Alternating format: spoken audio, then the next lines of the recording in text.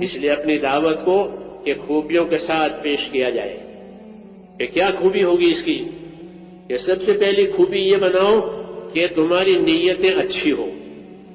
نیت کی خوبی مقدم ہے کہ کس نیت سے اپنے کام کو کرو گے، یہ پہلی چیز ہے. نیت سے بے خبر ہونا یہ تو پھر ایک عادی چیز ہو گئی، اور نیت کے ساتھ کرنا وہ ہوئی عبادت اور اطاعت. بغیر نیت کی عبادت اطاعت نہیں ہوتی. جو کام نیت کے ساتھ کیا گیا وہ عبادت بنا، وہ اطاعت بنا، نہیں تو عادت کے طور پر کر لیا، نیت کی کوئی خبر نہیں ہے. اس لیے اپنی دعوت میں اپنی نیتوں کو اچھی بنانا. دوسرے اس کی دعوت ہے اپنی نیتوں کو اچھی بناؤ.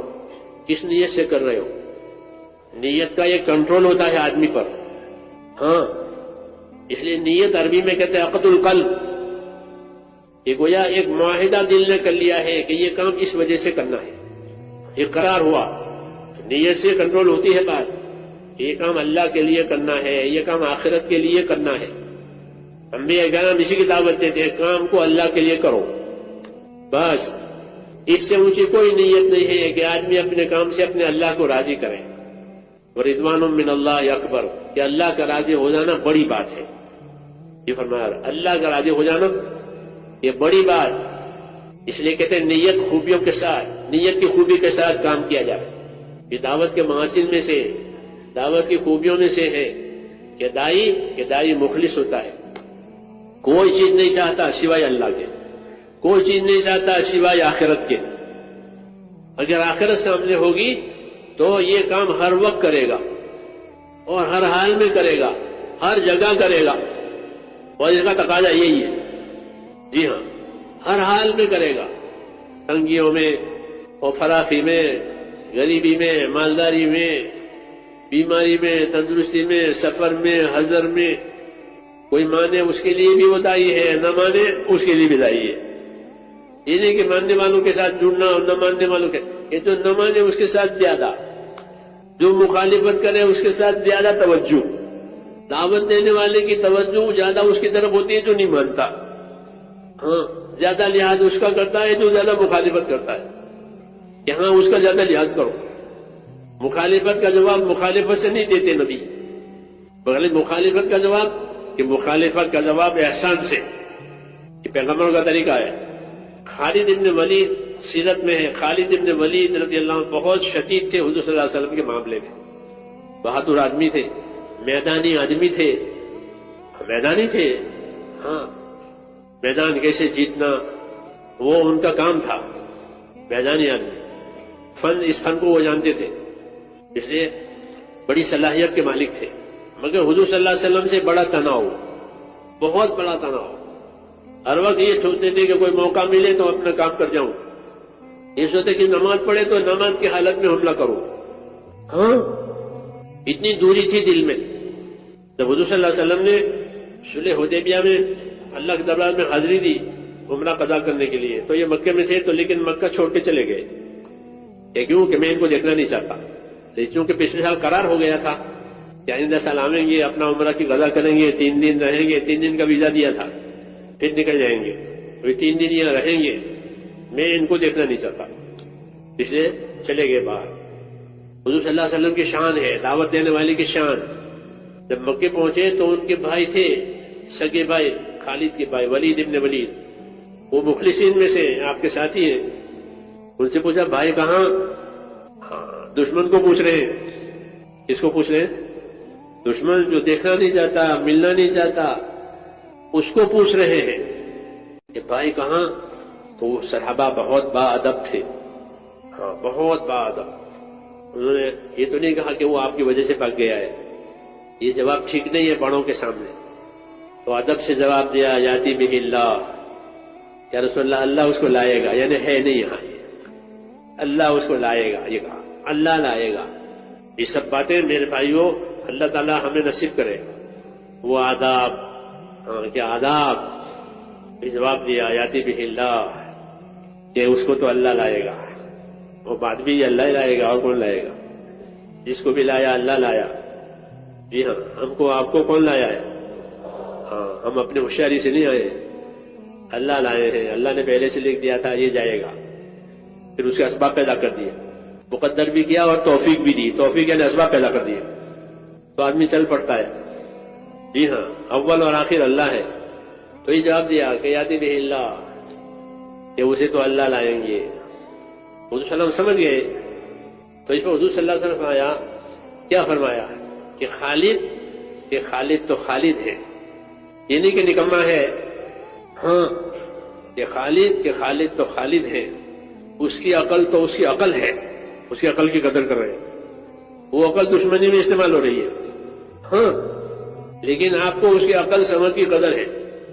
فرمایا عقل ہو، اس کی عقل تو عقل ہے، اس کی سمجھ تو سمجھ ہے. یہ اصول ہے میرے بھائیوں آدمی کو اپنانے کا. مولانا الیاس صاحب رحمۃ اللہ علیہ فرماتے تھے کہ ہماری دعوت اور تبلیغ تو خوبیوں کا لین دین ہے. کیا ہے؟ خوبیاں دیکھو. اللہ نے سب کو ایسا نکما نہیں پیدا کیا ہے. ہاں، ہر ایک میں کچھ نہ کچھ رکھا ہے. جی ہاں، کچھ نہ کچھ رکھا ہے. ہر پھل کا الگ مزہ ہے، الگ ذائقہ ہے. اس لیے حضرت فرماتے تھے کہ ہماری دعوت اور تبلیغ تو کیا ہے؟ خوبیوں کا لین دین ہے. خوبیاں دیکھو بندوں کی. اللہ نے نکمے نہیں پیدا کیا اس کو. یہ پھینک دینے کے ہیں کہ نہ، ایک ایک کو اپنی عبادت کے لیے پیدا کیا ہے. جی ہاں، تو اس کے اندر کچھ ہے. تو اس لیے فرماتے تھے کہ خوبیوں کا لین دین، کہ خوبیاں دیکھو. تو حضور صلی اللہ علیہ وسلم کی نظر میں خالد بن ولید کی دشمنی ہی نہیں. دشمن تو خیر وہ اپنے نادانی سے ہو گئے ہیں. باقی نبی کی نظر جا رہی ہے کہ اس کی عقل تو عقل ہے، اس کی سمجھ تو سمجھ ہے، بہت قابل قدر آدمی ہے. پھر فرمایا اگر یہ اپنی محنت اور صلاحیت وہ ہمارے کام پر لگاویں تو ہم تو ہمیشہ اس کو آگے رکھیں. ہاں، یہ فرمایا بڑی دریا دلی سے. ورنہ بڑے لوگ جو ہوتے ہیں وہ خاص کر اقتدار والے، وہ اپنے دشمنوں کو مروا دیتے ہیں. کہیں نہ کہیں نہیں کرو ایک ضرور. یہ دنیا میں رواج ہے. جیسے سے آدمی اقتدار ہوتا ہے، قابو ہوتا ہے، وہ اپنے مخالفوں کو ختم کرواتا ہے. جی ہاں، نبوت کی نظر یہ نہیں ہے کہ ان کے مخالفوں کا خاتمہ ہو جاوے، کہ ہم مخالفت کا خاتمہ چاہتے ہیں، مخالف کا خاتمہ نہیں. مخالف ہمارا ہے، جیسے مریض ہمارا ہے، مرض ہمارا نہیں ہے.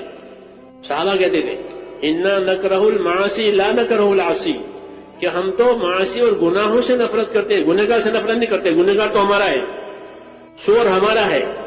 چوری اچھی نہیں ہے، اس کی چوری ختم کوانی ہے. پھر وہ امانتدار ہو جائے گا، پھر چوری نہیں کرے گا. یہ دعوت، یہ نبوت کی نظر، یہ خرابیوں سے لوگوں کو پاک کرنا، اس کی خوبیوں پر نگاہ کرنا اور اس کی صلاحیتوں کو کام پر لگانا. پھر وہ اپنی خرابیوں سے خود ہی بچ جائے گا، کیونکہ اس میں اللہ کا تعلق آئے گا، اللہ کی محبت آئے گی، اللہ کا ڈر آئے گا، اللہ کا راستہ ہوگا. تو وہ دوسرا کام کیسے کرے گا؟ ایمان کی محبت آتی ہے تو گناہوں کی نفرت پیدا ہوتی ہے. ہاں، دین کی محبت آتی ہے تو فسق و فجور کی نفرت پیدا ہوتی ہے. اس صحابہ کے بارے میں فرمایا کہ وَلَٰكِنَّ اللَّهَ حَبَّبَ إِلَيْكُمُ الْإِيمَانَ وَزَيَّنَهُ فِي قُلُوبِكُمْ وَكَرَّهَ إِلَيْكُمُ الْكُفْرَ وَالْفُسُوقَ وَالْعِصْيَانَ، کہ اللہ کا احسان یاد کرو کہ اللہ نے تمہارے دلوں میں ایمان کی محبت پیدا کر دی ہے، اور ایمان تمہارے دلوں میں مزین ہو گیا، اور فسق و فجور اور گناہ اور کفر ان سب سے تم کو دوری اور نفرت ہو گئی، اور یہ رشد و ہدایت کی علامت ہے. یہ بتایا. تو حضور صلی اللہ علیہ وسلم ان کے بارے میں یہ کہہ رہے ہیں کہ خالد اگر اپنی صلاحیتوں کو ہمارے کام میں لگاویں تو ہم تو اس کی ایسی قدر کریں کہ اس کو آگے آگے رکھیں. وَلَقَدْ قَدَّمْنَاهُ روایتوں میں یہ نبی کا برتاؤ ہوتا ہے. دائی کے رویے، دائی کا برتاؤ وہ الگ ہوتا ہے دنیا سے، رواج سے الگ. یہ اپنا مخالف ہے کہ ہمارا کوئی مخالف نہیں، سب ہمارے ہیں. ہاں، وسط ہے کہ سب ہمارا کوئی مخالف نہیں ہے. اسے غلط فہمی ہو گئی ہے یا ہم سے کوئی تقصیر و کوتاہی ہو گئی ہے، بات اتنی ہے، ورنہ کہ اس کام کا ہمارا کوئی مخالف نہیں، سب ہمارے ہیں. یہ فرمایا کہ اگر یہ اپنی صلاحیتوں کو ہمارے کام پہ لگا دیں تو ہم اس کو آگے آگے رکھیں. ان کے بھائی نے یہ ساری باتیں لکھ کر کے وہاں پہنچا دی جہاں وہ تھے کہ تم تو بھاگے بھاگے پھرتے ہو، دور رہتے ہو، تمہارے بارے میں تو یہاں یہ مسئلہ ہے کہ تمہاری قدر ہو رہی ہے، تمہاری صلاحیتوں کی قدر ہو رہی ہے. اس لیے فرمایا خدا کے واسطے جو کچھ گیا موقع وہ تو گیا، جو موقع باقی ہے اس کی فکر کر. یہ بھائی نے کہا کہ جو فوت ہو گئے، بہت سے موقع تو فوت ہو گئے، بڑے بڑے موقع حاصل ہو گئے، اب جو باقی ہے اس کو حاصل کرنے کی فکر کر. یہ بھائی نے رہبری کی ہے. اللہ کی شان کہ وہ خط کا مضمون اور بھائی کا بروقت وہ خط پہنچا دینا یہ سبب بنا. اور فوراً وہ پلٹ گئے اور پلٹ کر کے آ گئے. ہاں تو یہ مولانا الیاس صاحب والی بات کہ ہماری محنت تو خوبیوں کا لین دین کہ ان میں یہ خوبی ہے, ان میں یہ خوبی ہے, ان کی خوبی کی قدر کرو. یہ خوبیوں والے چاہیے اور کوئی خوبی سے خالی نہیں ہے, کوئی بھی خوبی سے خالی نہیں, کوئی انسان خوبی سے خالی نہیں. حضور صلی اللہ علیہ وسلم فرماتے تھے الناس معادن کمعادن الذهب والفضة کہ لوگ اپنی جگہ ایسے قیمتی ہیں جیسے سونے اور چاندی کی کانیں ہوتی ہیں. کیسے سونا نکل آیا کہ زمین میں, وہ چاندی نکل آئے گی زمین میں, اور وہ زمین قیمتی ہو گئی, وہ ماحول قیمتی ہو گیا, ان کی کرنسی اونچی ہو گئی, لوگ دوڑے دوڑے وہاں چلے جائیں گے ہاں اپنی روزی روزگار کے لیے. ایسے ہی لوگ ہیں. تو جب دعوت سے نظر میرے دوستوں ہماری بدل جائے گی تو ہمیں اللہ کے بندوں کی خوبیاں نظر آئے گی. اس لیے ان سے کام لینا, ان کو کام پر لگانا آسان. شیطان اس کو چلنے نہیں دیتا اس نظر کو. اس لیے شیطان جو ہے بدگمانیاں لاتا ہے, یہ اس کا کام ہے. وہ بدگمانی بھی دینداروں میں لاتا ہے, بے دینوں میں نہیں لاتا. یہ چیز جو ہے بدگمانی, یہ دینداروں میں یہ بیچتا ہے. یہ بزرگوں نے لکھا ہے. یہ بدگمانیاں کن میں پیدا ہوتی ہے؟ یہ دینداروں میں. دینداروں میں بدگمانیاں پیدا کرانا یہ شیطان کا کام ہے. پھر وہ دور ہو جائیں گے ایک دوسرے سے بدگمانی پیدا ہونے کی وجہ سے. اس لیے منع کیا گیا, بدگمانیوں سے منع کیا گیا, بدگمانیاں پیدا کرو. اس سے اجتماعیت ٹوٹتی ہے اور خوبیاں نظر آتی نہیں, خرابیاں نظر آتی ہیں. ہاں خرابیاں نظر آتی ہیں, نگاہ بدل جاتی ہے, تصور بدل جاتا ہے. پھر ان کی صلاحیتوں سے کیسے کام لوگے, ان کی صلاحیتوں سے کیسے کام سے لے سکو گے جبکہ تم اسے بدزن ہو گئے ہو. اس لیے فرمایا خوبیوں کا لین دین ہے یہ. تو دعوت کی خوبی ہے یہ کہ جس طرح اچھی نیت ہو, اچھا عمل ہو, اچھا گمان ہو. عمل بھی اچھے کریں دعوت میں, جتنے اچھے اچھے کام ہیں وہ سب دعوت کا مقصد ہے. دعوت کا مقصد صرف پھرنا نہیں ہے, صرف نکل جانا نہیں ہے. نکل جانا تو ایک کام ہوا. اس پھرنے نکلنے سے یہ صلاحیت پیدا ہوتی ہے, یہ استعداد پیدا ہوتی ہے کہ یہ ہر کام کا قدر کرنے والا بنے گا. چاہیے ایک مرتبہ سبحان اللہ بولنا پڑے, اس کو ایک مرتبہ سبحان اللہ کی بھی قدر ہوگی. اس لیے پھراتے ہیں اس کو اللہ کے راستے میں, اللہ کی محنت میں, تاکہ وہ دین کے ہر کام کا قدردان بنے. لا يحقرن من المعروف شيئا کہ کسی نیکی کو ہلکا مت سمجھنا, یہ فرمایا. اگر اپنے باعث خندہ پیشانی سے مل سکتے ہو فرمایا اپنے باعث خندہ پیشانی سے ملو. یہ بھی صدقہ ہے, یہ بھی معمولی نہیں ہے. خندہ پیشانی سے کسی ملے اپنے بھائی سے, ولو ان تلقى اخاك بوجه طلق, حدیث شریف میں. دعوت سے یہ بنتا ہے کہ ہر نیکی کا یہ طلبگار, ہر خیر کا یہ طلبگار بنتا ہے. ہر عمل کرنے کی اس میں صلاحیت پیدا ہوتی ہے. اللہ کے فرائض کو ادا کرنا, اللہ کے حرام سے بچنا, حقوق کو ادا کرنا, حقوق کے ساتھ چلنا, یہ صلاحیت محنت سے پیدا ہوتی ہے. اس لیے محنت کراتے ہیں.